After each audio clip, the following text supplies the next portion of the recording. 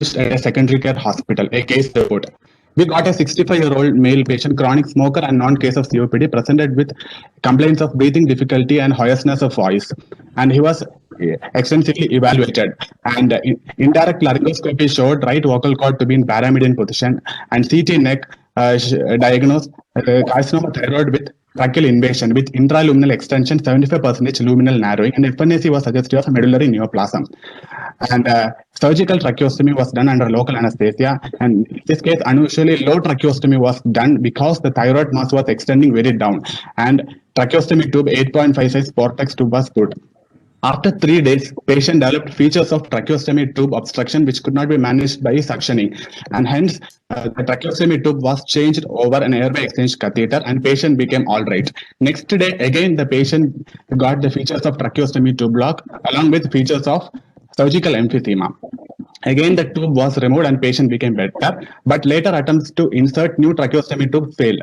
But since the patient was comfortable without the tubes, it was decided to leave the stoma intact with close monitoring and suctioning. And after 4 to 5 days, patient was comfortable, and the patient was posted for radical surgery, total laryngectomy and neck dissection. Since he was not having a definitive airway, fiber optic bronchoscopy was done through the stoma. And there was a smooth tissue bulge growing into the stoma, occluding the tracheal lumen. On careful tracing of the bulge, it was surprising to find that it was actually a chunk of subcutaneous tissue proliferating down to the lumen.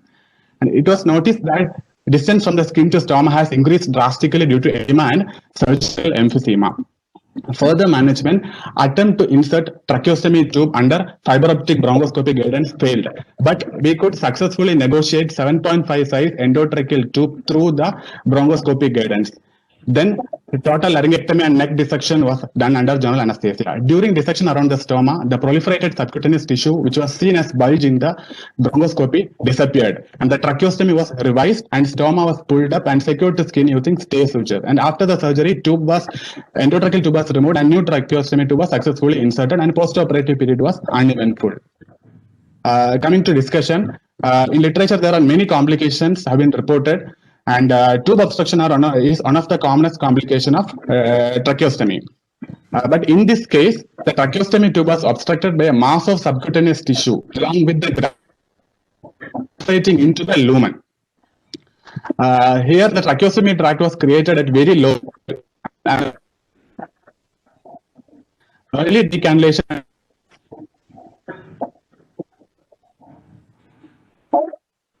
through the tract probably have pushed subcutaneous tissue inside the lumen, which proliferated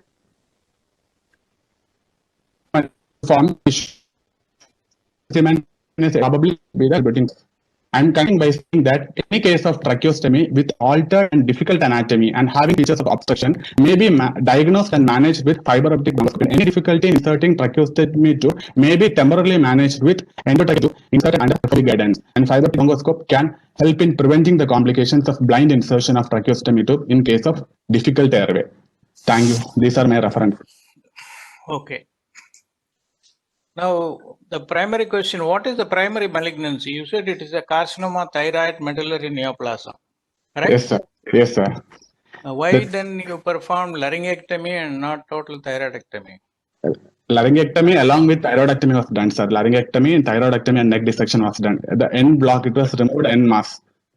But there was no mention about removal of the thyroid at all. Yes, sir. Yes, sir. So you should have gone into that detail. Yes, you sir. must have mentioned that also, because primarily your main problem has been the carcinoma thyroid. Yes, sir. And what was the clinical presentation? You already preoperatively patient's right vocal cord was in the paramedian position and immobile. Yes, sir. What was his voice like? Hoarse voice, sir. Hoarse voice. Yes, sir. Okay. Was he having any? He had a mild stridor only, no Mild, obvious. sir. Yes, sir. Okay.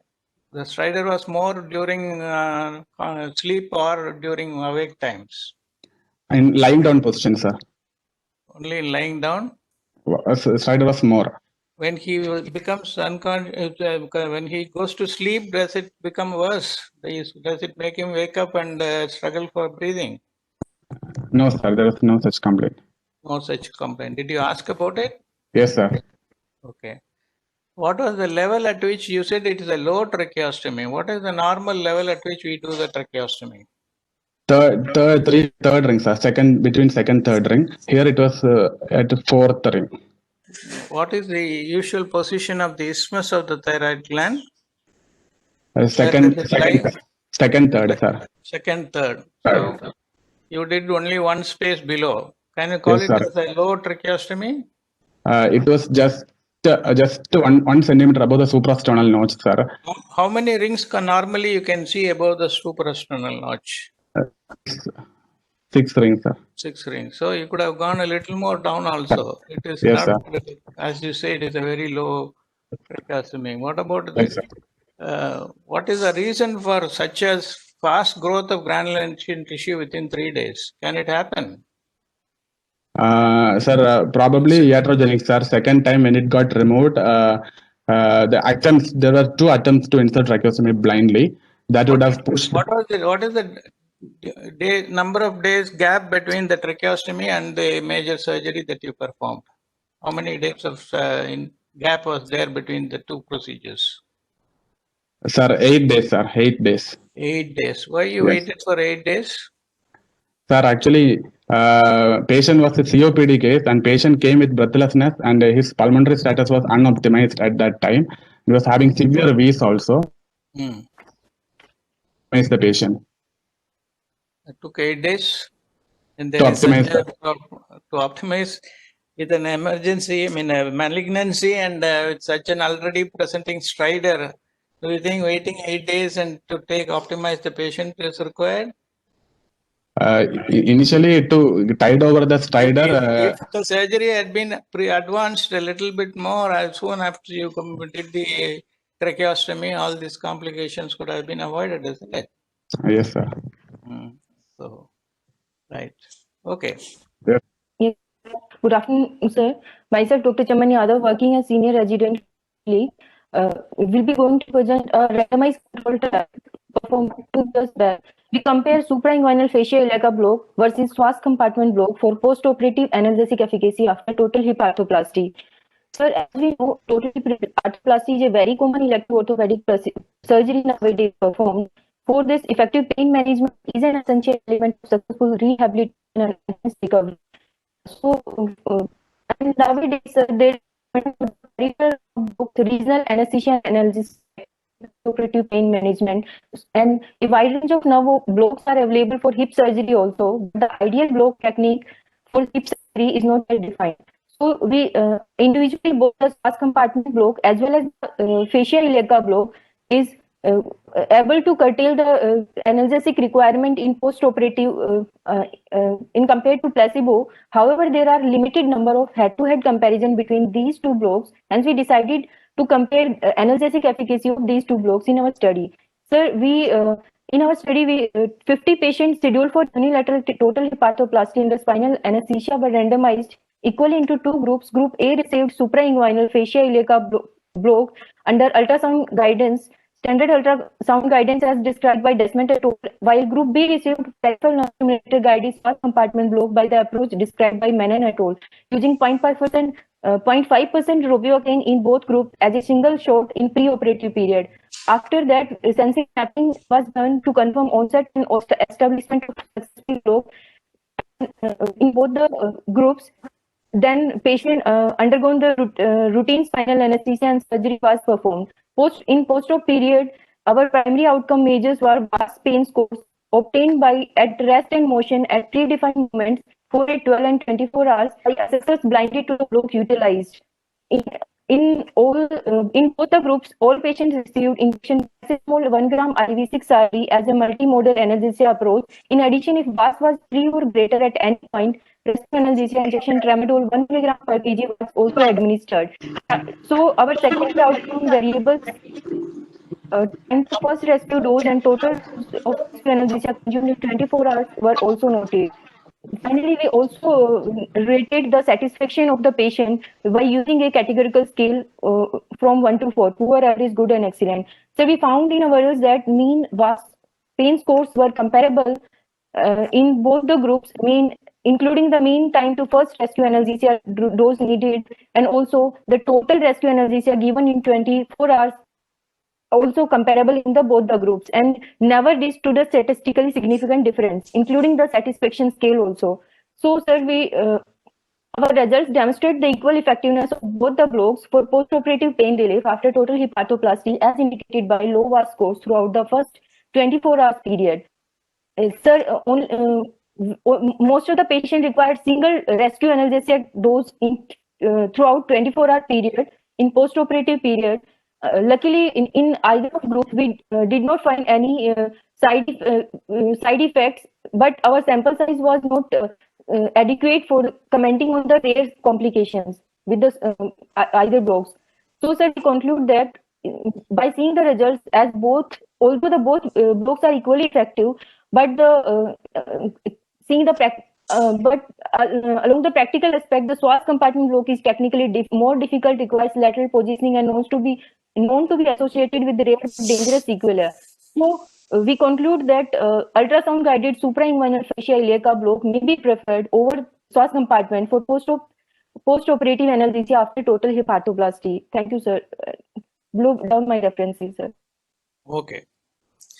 What is the conventional block that is being recommended all these days for total hip arthroplasty?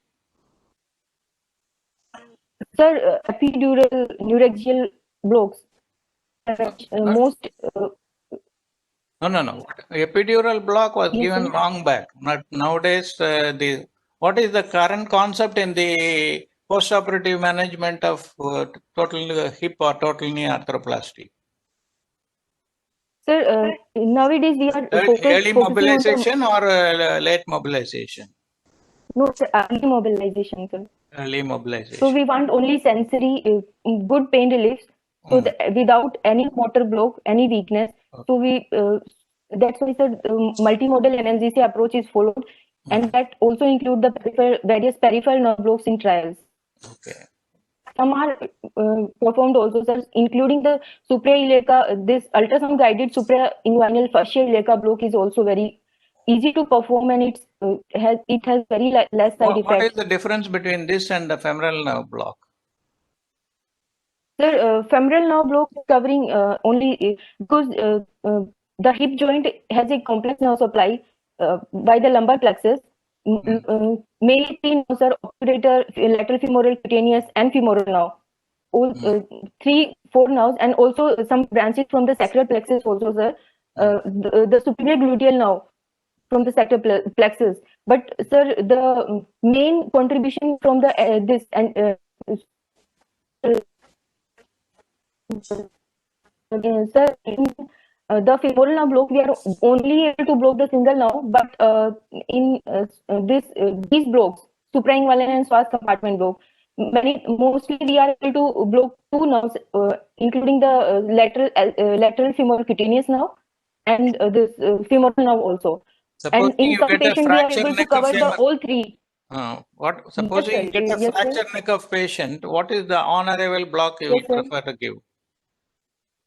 Supposing you get an elderly fractured neck of patient who is brought in a recumbent state, what block would you prefer to give as an on-arrival block for pain relief? Sir, I will prefer the my suprainguinal fascia ultrasound guided fascia iliaca block via suprainguinal approach. In that also, sir. How many you have given? How many blocks you have done? Sir, sir, my the sample size is 25, but we have performed more. After that, we are routinely tried giving every patient. What probe do you prefer to use? What ultrasound probe you prefer to use for that, and what direction you will try to use? You prefer to insert the needle in plane or out of plane? Sir,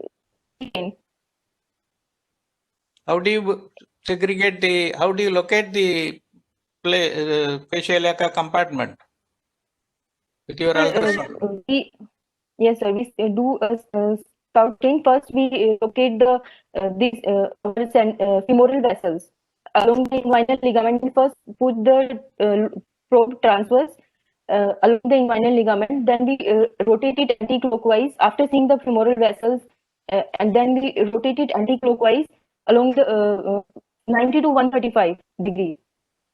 So it comes transverse according in vertebral axis. What Then are we the see structures the you both will, sides. what are the anatomical structures you have to pass through to reach this space? Yes, sir. So, skin, then subcutaneous tissue, then sir, facial later, two fascia we pierce, and sir, then in suprainguinal approach we pierce the superficial fascia of the abdomen, and then the sir, fascia iliaca, second fascia, two pop also we can elicit. Matlab, sir, one is the superficial fascia of the abdomen, then we go with the fascia iliaca. After that, we will instill the drug. We see a bow tie So if you appearance. go infrainguinal, Like which is iliaca. easier technically? Is it suprainguinal Sir, is easier or yes, sir. infrainguinal is easier? Sir, sir, both are easier, but as there are some studies also comparing the supra and infrainguinal approach, but they are showing in literature that supra is much better because we are able to that is better approach because we are in more proximity to the these iliacus, that compartment. These nerves, femoral obturator and lateral femoral cutaneous, are in close proximity, so we are more Okay, able to do all three. okay. I think we are running More out of time. efficacious is Thank you. suprainguinal. Right, Yes, good, sir. good. Thank you, sir. Thank Thank you. you, sir. Thank you so much, sir. Okay. Good afternoon, everyone. Good afternoon, sir. I'm presenting. I'm presenting a case report of anesthetic management of a rare case of limb girdle muscular dystrophy. Patient with a large multinodular goiter posted for total thyroidectomy. So the limb girdle muscular dystrophy is mainly a proximal muscle weakness involving the shoulder and hip joint. And in day-to-day life, we commonly encounter a total thyroidectomy case. This patient is having a quadriparesis since 10 years, and there is a large multinodular goiter since 6 to 7 years. On chief complaint, the patient is having difficulty in breathing and talking since 4 to 5 days. When patient was investigated on preoperatively on X-ray neck, on anterior, posterior, and lateral view, there is a large thyroid mass which was compressing and deviating the trachea. On ultrasonography of the neck, the mass was measuring 13 into 9 into 11 centimeter approximately, which mainly affect the right lobe. On preoperative fiber optic laryngoscopy, the bilateral vocal cords were mobile. For cardiac evaluation, the 2D echo was normal. So on preoperative evaluation, the patient cardiac, neurological, respiratory evaluation was done and optimization was done. The central venous access was secured in a right subclavian vein. Patient counseling was done, consent was taken, and the procedure of anesthetic plan was explained to the patient. The plan was regional anesthesia followed by the general anesthesia. So the giving cervical epidural followed by awake intubation and maintenance with the total intravenous anesthesia. So intraoperatively, the difficult airway cart was ready, including the preparation for tracheostomy. Emergency drug were ready, and we followed the Malibner hyperthermia protocol. So first, the cervical epidural space was located at C7 T1 level with a hanging drop method, and it was confirmed with a C under the C arm. After that, standard monitoring was done. The airway preparation was done with a 4% lignicone nebulization, and oral spray was done with a 10% lignocaine. Pre-medication was given, injection paracetamol was given. After the 100% pre-oxygenation, the patient was awake intubation was tried with a CMAC video laryngoscope, and after the visualization of the vocal cord was sprayed with a lignocaine spray. The intubation was done with a single attempt flexometallic tube. After intubation, injection propofol and injection fentanyl was given. The intraoperative period was maintained with oxygen, nitrous oxide, propofol infusion, and fentanyl boluses. Before the start of the surgery, epidurally, 3 ml of injection bupivacaine 0.125% administered. Surgery was lasted for 2 hours. The procedure was uneventful. Surgeon palpated the trachea intraoperatively as it was not so ruling out the possibility of tracheomalacia. Extubation was done, which was smooth, and bilateral vocal cords were mobile. So there is a zero pain immediate post-operative period. The patient was shifted to surgical ICU for a monitor for 48 hours, and patient was discharged on 8 post-operative day. So on the discussion in this case, the perioperative concern in this patient was the possibility of lethal malignant hyperthermia, arrhythmias, acute rhabdomyolysis, abnormal actions of muscle relaxation, and sudden cardiac death. So the preoperative optimization evaluation is necessary. Anti-aspiration prophylaxis is necessary. Awake intubation should be tried. Volatile anesthetic should be avoided in view of crisis of rhabdomyolysis and malignant hyperthermia. Succinylcholine should be avoided. Non-depolarizing muscle should be avoided as there is a chances of abnormal reactions. Extubation should be done fully awake, and post-operative monitoring is necessary at least for 48 hours for the chances of the acute rhabdomyolysis. Thank you. Thank you, sir. Welcome. Okay, good. Now, what is the most commonest type of muscular dystrophy you come across? What is the most common clinical type of muscular dystrophy? Is this limb girdle so common? No, sir. Duchenne muscular dystrophy. Limb Duchenne? girdle is rare muscular dystrophy. Rare muscular dystrophy. Okay. So what is the age of the patient? What is the difference between Duchenne and this type of muscular dystrophy, limb girdle? What is the major difference between the two? Duchenne is a distal muscle weakness, and this is the proximal muscle weakness disorder. What about the age? Do the Duchenne's patients survive up to adulthood? No, sir. They cannot survive. They cannot survive. Usually, they don't even reach the adult age. Before that, they die. Okay, right. Yeah. Now, you said you identified the cervical epidural space by hanging drop technique, correct? Yes, sir. Yes, sir. Is so negative pressure so high in that to suck the hanging drop at the cervical level? Sorry, sir. Is the negative pressure in the epidural space so powerful to suck the hanging drop at the cervical level? Yes, sir. Yes, sir. Yes. Is it yes, not? Sir. Is it high at thoracic and lumbar, or it is high in cervical? It is high at thoracic and lumbar, sir. Then why did you choose this? Why did not you go for loss of resistance? Right. Okay. Now you have intubated the patient using a CMAC T-type laryngoscope blade, isn't it? Yes, sir. Yes, sir. Okay. And the patient was breathing spontaneously throughout the surgery, right? Yes, throughout the surgery. Yes, sir. Right. What is the most important danger in a thyroid surgery in a patient breathing spontaneously? Thyroid storm. Thyroid storm can occur whether you do controlled ventilation or spontaneous ventilation. This patient is a euthyroid patient, isn't it? Euthyroid patient, sir. Then can he get a thyroid storm in a euthyroid patient? No, rare chances. More than that, any life-threatening emergency intraoperatively? Bronchospasm, sir. What about air embolism, which is more common in spontaneous respiration or controlled ventilation? Spontaneous respiration. Spontaneous is more common, isn't it? And what does the textbook say? Do they say that succinylcholine and non-depolarizing muscle relaxants are totally contraindicated, or their effects are unpredictable? Effects are unpredictable. Books doesn't say that those are totally contraindicated. But precautions should be made. And you started the presentation saying that you had prepared for yourself to meet malignant hyperthermia if it happens, isn't it? Yes, sir. Yes, sir.